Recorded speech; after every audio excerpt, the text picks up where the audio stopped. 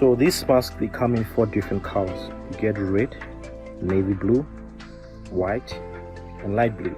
Okay, these are cloth masks, but they have filters which make them ideal for blocking off,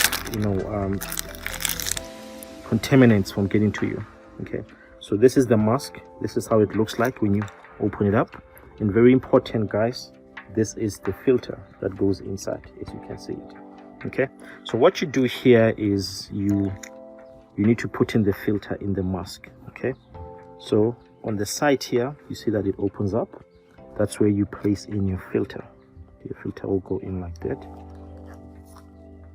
Okay, you put in your filter like that.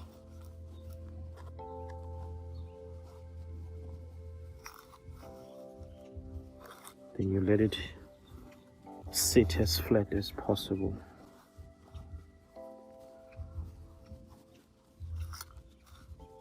Okay, it looks nice.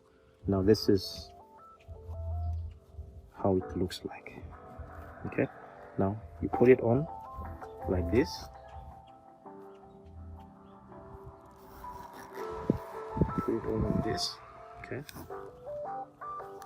and the other one comes like that.